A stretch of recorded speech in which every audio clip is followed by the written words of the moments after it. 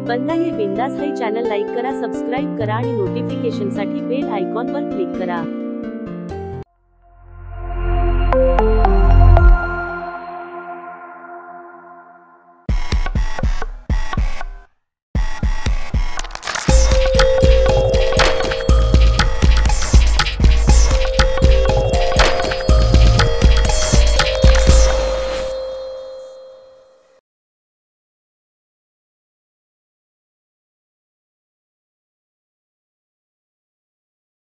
मित्रांनो नमस्कार।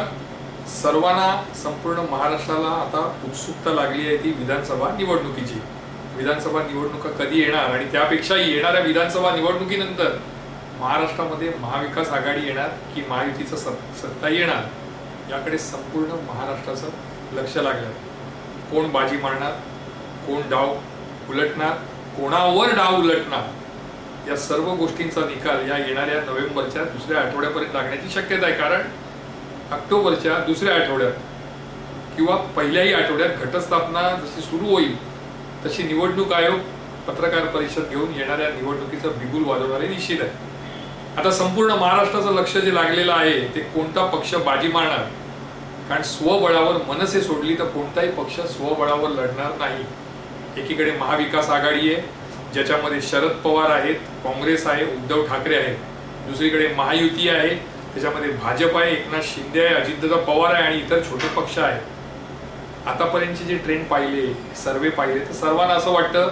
की महाविकास आघाडी सत्तेमध्ये येणार, पण अटीतटीची लढत होणार हे मात्र यावेळी ठरलेलं आहे। आता सर्वात महत्त्वाची गोष्ट संपूर्ण महाराष्ट्राचं आणि खास करून मराठी माणसाचं लक्ष लागलं आहे ते मनसे अध्यक्ष राज ठाकरे यांच्या मनसेकडे। त्याला कारण आणि महत्त्वाचं कारण असं की मनसेने स्वबळाची घोषणा केली आहे। आजपर्यंत सर्व विधानसभा पाहिल्या, म्हणजे 2009 ची पहिली विधानसभा निवडणूक राज ठाकरे लढले तेव्हापासून 2009, 2014, 2019 आणि 2024 आता येणारी या सर्व निवडणुका मनसे स्वबळावर लढणार आहे। मनसेला स्वबळावर कधीच यश आलं नाही। एकीकडे महाविकास आघाडी, एकीकडे युत्या असतात, त्यामुळे एकट्याने लढताना मराठी मतदार किती निर्णायक ठरतात, किती मतदान करतात यावर मनसेचं नेहमीचं भवितव्य ठरलेलं असतं। या खेपेसही तसंच होणार, पण या खेपेस सर्वात मोठं लक्ष जे आहे ते या गोष्टीकडे आहे की मनसेचं नेमकं काय होणार आणि मनसे नेमकं काय करणार। मनसे स्वबळावर जरी उभी असली तरी नेहमीप्रमाणे उद्धव ठाकरे यांच्या पक्षाला मनसे डॅमेज करणार की यावेळी मनसे हॅट्रिक चुकवणार। आता तुम्ही म्हणाल हॅट्रिक चुकवणार म्हणजे काय आहे? 2009 ला मनसेला 13 आमदार मिळाले होते, मात्र त्यानंतर त्यांचा ग्राफ खाली येत गेला। 2014 ला मनसेला एकच जागा मिळाली जी जुन्नरची होती।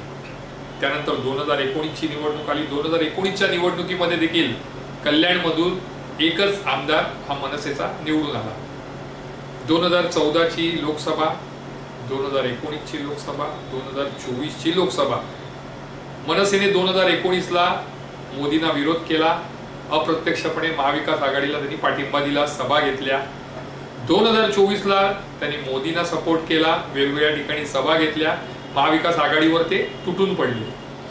आता 2024 च्या विधानसभा निवडणुकीत पुन्हा एकदा मनसे नव्या जोमाने आणि नव्या ताकदीने आपले 250 ते 200 उमेदवार रिंगणात उतरवणार आहे। आता मनसेचं काय होणार? म्हणजे खरंच मनसेला लोक मतदान करतील का? मनसे अध्यक्ष राज ठाकरे यांची जी लोकप्रियता आहे ती कॅश करण्यात मनसे यशस्वी होणार का? या सर्व गोष्टींची उत्तरं येणाऱ्या विधानसभा निवडणुकीत लागणार आहे। आतापर्यंतचा जर इतिहास पाहिला तर मनसेची स्थापना झाली तेव्हापासून मनसेने ठाकरे गटाला म्हणजे शिवसेनेला प्रत्येक वेळी डॅमेज केलंय। मुंबई, ठाणे, पुणे, नाशिक, औरंगाबाद, कोकण या ठिकाणी मनसेची एक आपली स्वतःची ताकद आहे। त्यांना मानणारा एक मराठी मतदार वर्ग आहे। हे मराठी मतदार जेव्हा जेव्हा मनसेला मतदान करतात त्यावेळी त्याचा फटका उद्धव ठाकरेंना बसतो, कारण उद्धव ठाकरे यांची शिवसेना आणि राज ठाकरे यांची मनसे हे दोन्ही पक्ष हे मराठी लोकांच्या आधारावर आहेत म्हणा किंवा मराठी लोकांवर अवलंबून आहेत। मराठी मतदार आपलेच आहेत, मराठी मतदारांवर आपला अधिकार आहे, मराठी भाषेवर आपला अधिकार आहे, मराठी माणसावर असा आपला अधिकार आहे असं सांगायला ना कधी मनसे विसरते ना कधी ठाकरे गट। त्यामुळे मनसे जितकी मतं खाणार तितका तोटा, तितकं नुकसान हे निश्चितपणे उद्धव ठाकरे गटाचं होणार. 2019ला जेव्हा मनसेने विधानसभेमध्ये मुंबईत 36 पैकी 25 उमेदवार उभे केले होते, तेव्हा बहुतांश ठिकाणी म्हणजे किमान 10 ते 12 ठिकाणी मनसेंच्या मताचा परिणाम हा ठाकरे गटावर झाला होता. म्हणजे उद्धव ठाकरे यांना त्याचा फटका बसलेला. 25 ठिकाणी मनसेने उमेदवार उभे केले, त्यापैकी 3 ठिकाणी 40,000च्या वर मतं पडली. त्यात भांडूप आहे, माहीम आहे आणि बोरिवली आहे. त्यानंतर 6 ते 7 मतदारसंघ असे होते जिथे 25,000पेक्षा जास्ती मतं होती.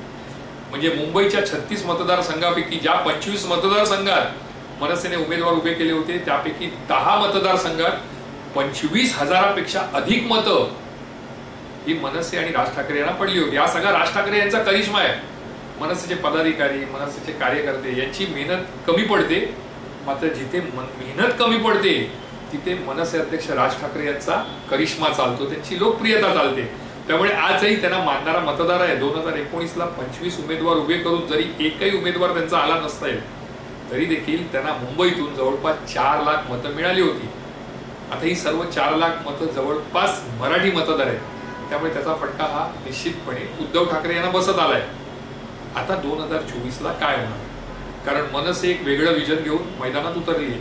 राज ठाकरे यांचं म्हणणं असं आहे की आजपर्यंत तुम्ही इतर पक्षांना आजमावून बघितलं, त्यांना भरभरून मतदान केलं, त्यांच्या हाती सत्ता दिली, फक्त एकदा मला सत्ता देऊन बघा, मी तुमचा भ्रमनिरास होऊ देणार नाही. आता राज ठाकरेंवर लोक विश्वास ठेवणार का? आणि जर लोकांनी विश्वास ठेवला तर निश्चितपणे मनसे बाजी मारणार का, याकडे आता सर्वांचं लक्ष लागलंय. कारण मनसेने जर बाजी मारली तर ठीक आहे, पण मनसेने बाजी मारली नाही आणि 2014 आणि 2019ची पुनरावृत्ती घडली तर पुन्हा एकदा तेच होणार की मनसेच्या मतांना जे मतं मिळणार आहेत त्याचा फटका हा उद्धव ठाकरे यांना बसणार. त्यामुळे उद्धव ठाकरे हे डॅमेज होणार हे 100%. जर उद्धव ठाकरे डॅमेज झाले नाही तर मग दुसरीकडे काय होणार, जर मनसेचा सिक्का नाही चालला आणि 2014 आणि 19 प्रमाणे यंदाही जर एक आमदाराची हॅट्रिक जर मनसेची झाली तर मनसेसाठी ती अस्तित्वाची लढाई असणार आहे किंवा करो या मरो अशी अवस्था ही मनसेची असणार आहे. मनसेला तेवढ्याच ताकदीने राज ठाकरे यांचा फेस घेऊन, त्यांचा चेहरा घेऊन लोकांसमोर जायचं आहे. आता तो लोक किती ऍक्सेप्ट करतात ते पाहणं देखील उत्सुकतेचं आहे. कारण एकीकडे उद्धव ठाकरे यांच्याबद्दल असलेली सहानुभूती, त्यांच्यावर झालेला अन्याय हा मराठी माणूस अजूनही विसरलेला नाही. त्याचा फायदा हा उद्धव ठाकरे यांना लोकसभेप्रमाणे विधानसभेतही होतो का हे बघणं उत्सुकतेचं आहे. तर दुसरीकडे करो या मरो अशा अवस्थेत असलेल्या राज ठाकरेंना मराठी माणूस साथ देणार का हेही तितकंच पाहणं उत्सुकतेचं आहे. कारण जर लोकांनी उद्धव ठाकरे यांना साथ दिली मराठी माणसांनी तर निश्चितपणे नुकसान हे मनसेचं होणार आहे आणि मनसेचं ते नुकसान फार मोठं असणार आहे. कारण तिसऱ्या खेपेस म्हणजे 2014, 2019, 2024 तिसऱ्या खेपेस जर मनसे गडगडली तर मनसेचं पुढचं भवितव्य थोडंसं कठीण असणार आहे. मात्र जर मराठी माणसाने यावेळी राज ठाकरे यांना साथ दिली, असा विचार केला की राज ठाकरे सांगतायत ना की मला एकदा संधी द्या, तर आपण संधी देऊया, त्यांचं विजन काय ते बघूया, ते महाराष्ट्राला कशा पद्धतीने नवा आकार देतात ते बघूया, असा विचार करून मराठी माणसाने जर राज ठाकरे यांना साथ दिली तर निश्चितपणे उद्धव ठाकरे यांच्या मतांवर तो डल्ला असणार आणि उद्धव ठाकरे यांचं तिथे डॅमेज होणार. त्यामुळे आता मराठी माणसाच्या हातात राज ठाकरे आणि उद्धव ठाकरे यांची चावी आहे. राज ठाकरे यांना काहीही करून आपला जो 2 टप्प्याचा रेकॉर्ड आहे, एक आमदार निवडून आणायचा, तो तोडायचा आहे यंदा. कारण त्यांचे तेवढेच आमदार निवडून आले तर पुढे 4 महिन्याने महानगरपालिकेच्या निवडणुका होणार आहेत सर्वत्र. मग तिथेही मनसेला मोठं नुकसान सहन करावं लागेल. मात्र जर मनसेला चांगली मतं पडली किंवा त्यांचे 5 पेक्षा अधिक आमदार जर निवडून आले किंवा त्यापेक्षाही जास्ती आले, लोकांनी विश्वास ठेवला आणि राज ठाकरे यांच्या हाती सत्ता देण्याचं किंवा त्यांना सत्तेच्या जवळपास थोडं कठीण आहे, इतकं इझी ते नाहीये. कारण सध्याचं जे वातावरण आहे, जे जातीय दंगली आहेत, ओबीसी आहे, मराठा समाज आहे, माझी लाडकी बहीण, माझा लाडका भाऊ, या सर्व गोष्टी ज्या आहेत त्याच्यामध्ये राज ठाकरे यांचा किती निभाव लागणार. जर लागला आणि चांगली मतं त्यांना पडली, त्यांचे चांगले आमदार निवडून आले तर येणाऱ्या पालिका निवडणुकीसाठी देखील राज ठाकरे यांना ती जमेची बाजू असेल आणि तेवढंच टेन्शन हे उद्धव ठाकरे यांना असणार. त्यामुळे लोकांचं लक्ष हे लागलंय की येणाऱ्या विधानसभा निवडणुकीमध्ये काय होणार. ठीक आहे, महाविकास आघाडीमधील प्रत्येक पक्षाला वाटतं आपला मुख्यमंत्री व्हावा, महायुतीतील प्रत्येक पक्षाला वाटतं आपला उमेदवार यावा, आपला मुख्यमंत्री व्हावा. आता हे मुख्यमंत्री आणण्याच्या नादात किती दगाफटका होतो, कशा पद्धतीने पाठीत खंजीर खुपसला जातो, किती लोक फुटणार, किती या कुंभणावरून त्या कुंभणावर जाणार, हे प्रचार सुरू असताना लक्षात येणार आहे. कोणाची लफडी बाहेर येणार, कोणावर टीका होणार, कोणावर खालच्या स्तरावर जाऊन वक्तव्य केली जाणार, हे देखील प्रचारात ठरणार आहे. मात्र सर्वात मुख्य जे आहे ते हे आहे की मराठी माणूस यावेळी कोणत्या दिशेला झुकणार. अस्तित्वाची लढाई लढणाऱ्या उद्धव ठाकरेंच्या पारड्यात मराठी मतं जाणार की करो या मरो अशा परिस्थितीमध्ये जी मनसे आहेत, राज ठाकरे आहेत, त्यांच्या पारड्यामध्ये मराठी मतं जाणार. आता हे सर्व मराठी माणसाच्या हातामध्ये आहे. मात्र इतकं निश्चित आहे की राज ठाकरेंसमोर आता 2 पर्याय असणार. त्यांच्या लोकप्रियतेमुळे खरंच ते यंदा हॅट्रिक मोडून काढणार की उद्धव ठाकरे यांना डॅमेज करणार, हे पाहणं फार उत्सुकतेचं ठरणार आहे.